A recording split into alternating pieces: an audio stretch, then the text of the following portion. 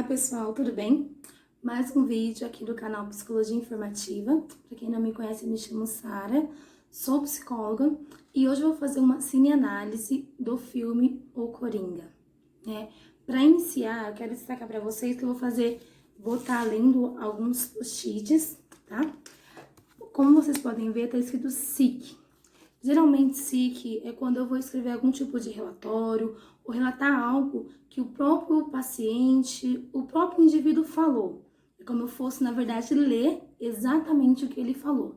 Eu vou fazer isso em alguns trechos do filme, tá? Para iniciar, também vou apresentar para vocês alguns pedacinhos de folhas com que eu vou abordar. O primeiro, eu vou abordar a respeito da ilusão, da alucinação e da psicose. Primeiro, eu gostaria de diferenciar para vocês ilusão de alucinação. Primeiro ponto, a ilusão é quando tem um objeto perceptivo real, ele existe e a pessoa distorce, tá? Vou dar um exemplo clássico que acontece na esquizofrenia. Vamos supor que um indivíduo viu um cachorro ou um gato. Daí ele fala que não, aquilo não é um cachorro nem é um gato. É algum tipo de monstro, né, que tá tentando pegá-lo. Esse é um ponto. O objeto existe, ele tá apenas distorcendo o que é. O segundo é a alucinação. Primeiro eu falei da ilusão, agora é a alucinação. A alucinação, como que ela vai funcionar? O objeto perceptivo real não existe.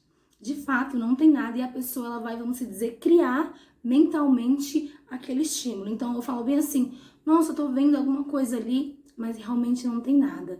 Então, na ilusão tem algo e eu distorço, e na alucinação não tem nada e eu crio aquela imagem, eu crio aquele objeto. E o outro ponto também é sobre psicose.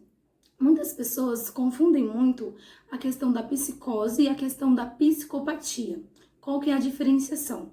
Primeiro ponto, a psicopatia vai ser um transtorno de personalidade, né? Onde vai afetar justamente a questão da emoção do indivíduo, a questão do afeto, né? Para com o outro, essa troca de afeto, a questão do remorso, de não ter o remorso, de não ter a questão da empatia, da sensibilidade. Já em relação à psicose, se trata, na verdade, que pode acontecer em vários tipos de transtornos mentais, a pessoa ela perde o contato com a realidade, então é totalmente diferente. E geralmente na psicose acontece muito a questão da alucinação, desculpa. Agora, o ponto 2 que eu vou tratar com vocês é do Arthur e da sua mãe.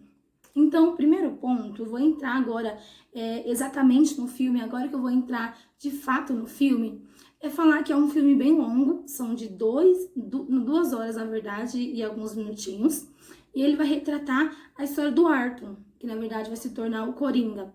O Arthur, ele é um comediante que não teve muito sucesso, né, ele tenta a cada dia, e aí ele vai a cada dia tentando, vamos dizer, ser alguém melhor que ele pode ser. Então, ele tenta trabalhar como comediante, ele tenta tomar as medicações, ele tenta ir na terapia, tá? Só pra falar pra vocês, eu não vou falar muito do filme, vou pegar alguns trechos do filme que eu achei importante na análise que eu fiz. E aí, um ponto muito importante é sobre a mãe do Arthur, né? Porque a mãe dele mesmo, que ele cuida dela, não é a mãe dele de verdade.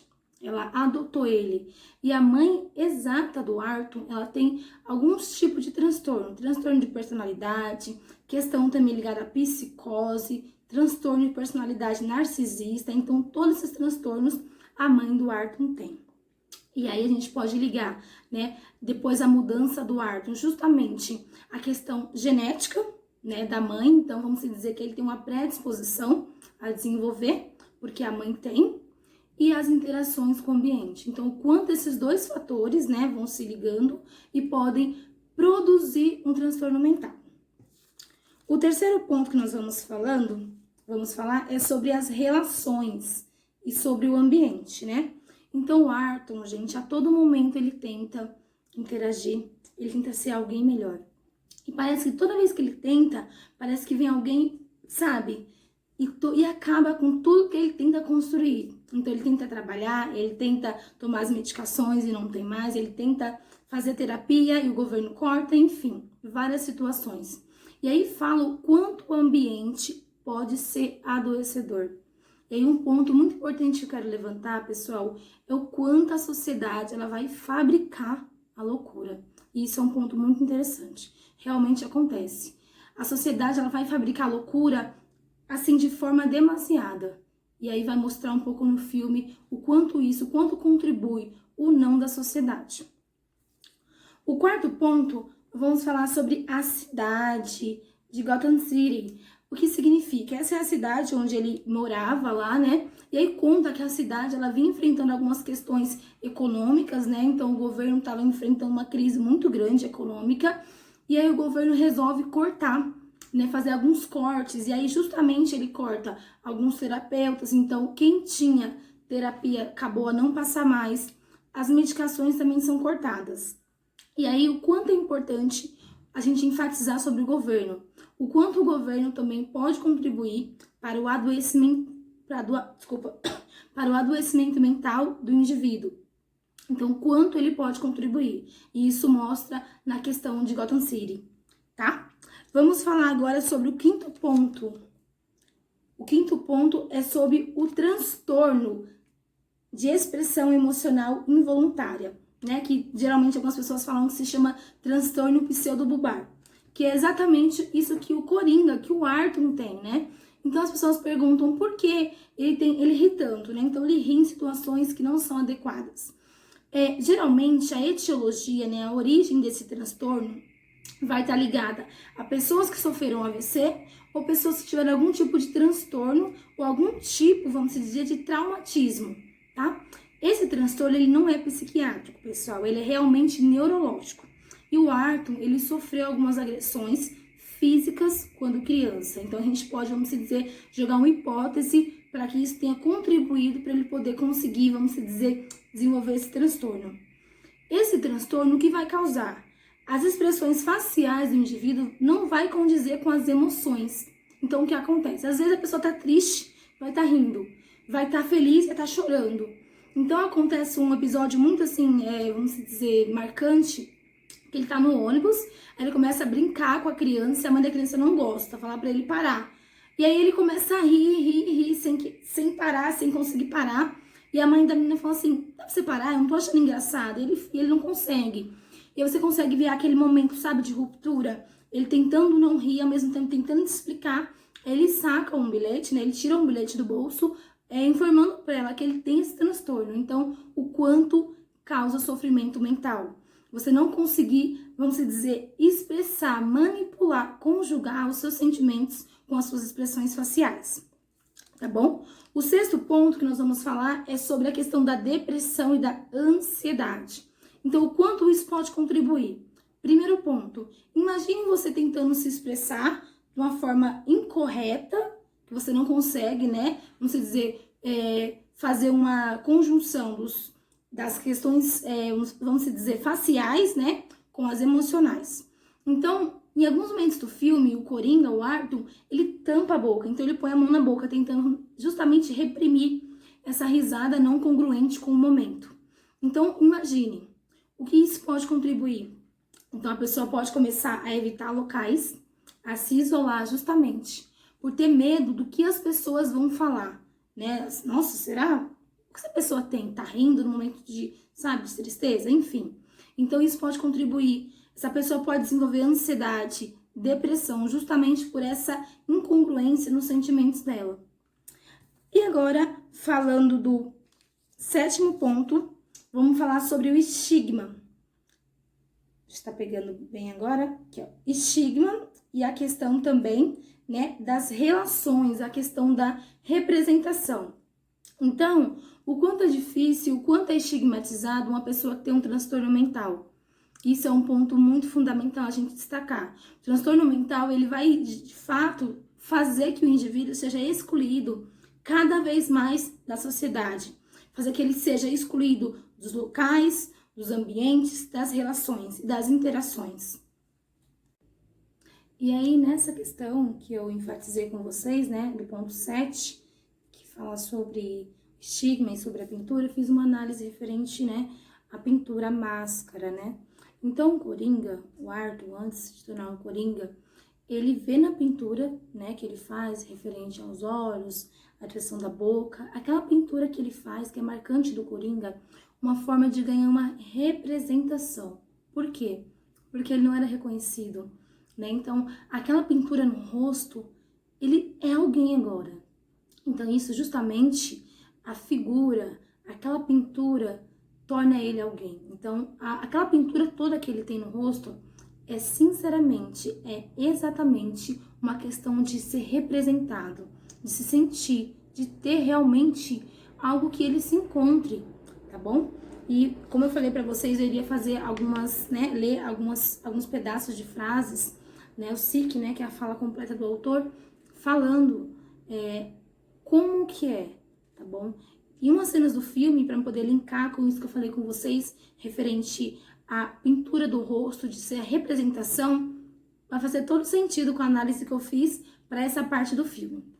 Prestem atenção. Ele fala: durante toda a minha vida, eu nem sabia que eu realmente existia. Mas agora eu existo sim. E as pessoas estão começando a perceber isso.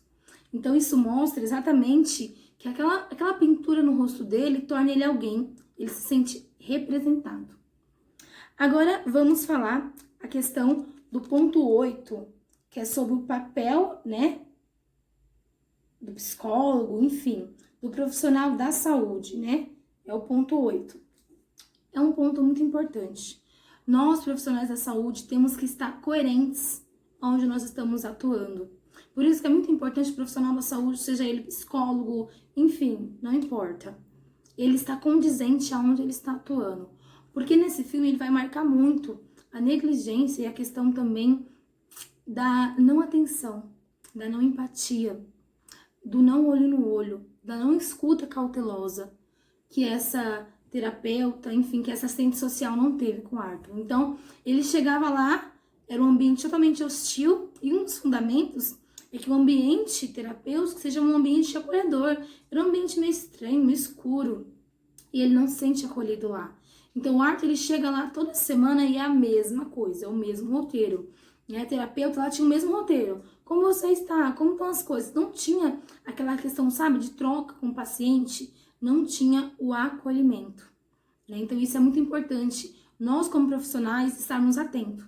Então, uma fala muito importante que eu vou falar, que vai ser o SIC 3, é que o SIC 2, desculpa, é que ele fala bem assim, para a terapeuta: você não me ouve, né?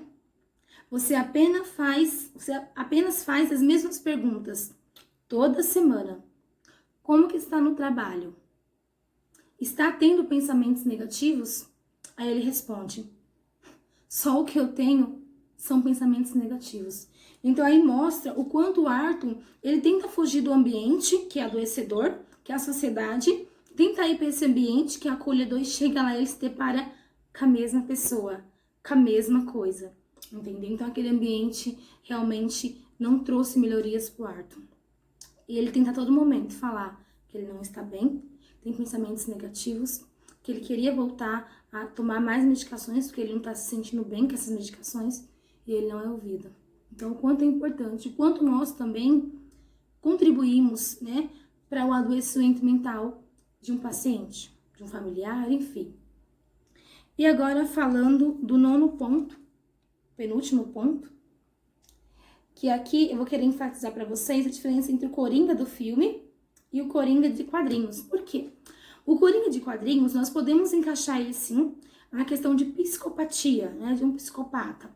A questão da não empatia, da não troca de afeto, do não remorso, né, está ligado a você mesmo, né, a questão do narcisismo, do self, está ligado para mim mesmo, né, de não ter a questão de troca de emoções, sentimentos, de afeto, e está ligado à personalidade do indivíduo, tá? Então nós podemos, na verdade, classificar o Coringa do quadrinho, sim, como a questão da psicopatia.